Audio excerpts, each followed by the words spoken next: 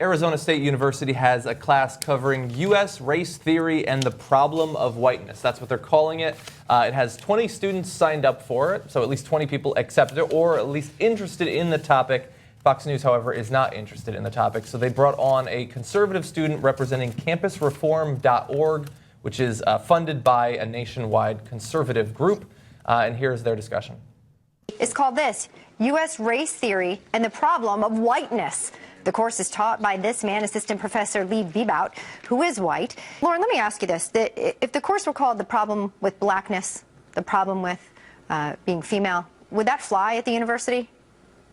I don't think that would fly at the university. Quite frankly, as an ASU student myself, I'm disappointed that my school would offer a course like this. Clearly, we have a lot of work to go as a society in terms of racial tension. But having a class that suggests an entire race is the problem is inappropriate, wrong, and quite frankly, counterproductive. And she knows that because she took that course. Oh, no, wait, no, she didn't. She just read the syllabus. She read the syllabus. She also super rehearsed that answer. Oh yeah. Whenever you get to quite frankly, quite frankly is the giveaway. Yeah. That what you're about to hear is not that frank. Right. Okay, so I love that they think that, okay, well, black people, white people, we can't talk about either, and it's all equal either way, right? So because they all have the equal amount of power, et cetera, right? And they hate it when liberals bring up the point that, hey, white people in this country have historically had a little bit more power and today have a little bit more power. So it's a little bit more kosher to talk about, hey, there might be some issues about white Americans that we can have a discussion about in the context that they're having. And that blows their mind away. But so let me give an analogy. In 1946 in Germany, if there was a course about the problem with the Jews, that would have created a different issue than if there was a course about the problem with the Aryans.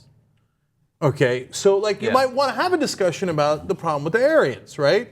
Okay, what happened there? Let's have a conversation about it. You wouldn't want to get back into the problem with the Jews, right? So of course context matters. That's not to say that white people in this country are the same as Aryans in 1946 in Germany. Of course not, right?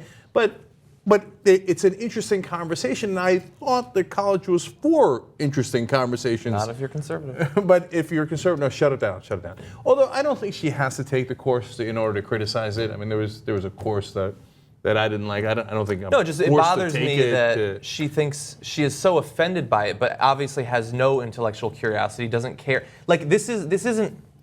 It's not some blogger who did a post about the problem of whiteness. It's a professor who's been teaching for years, who probably did his dissertation on this problem, understands it from a historical point of view, a sociological point of view. Perhaps he actually has something to say about the experience of white and non-white people in this country, but she doesn't care. She's only on there to possibly eventually be given a job as a host on Fox because she looked exactly like Elizabeth Hasselbeck.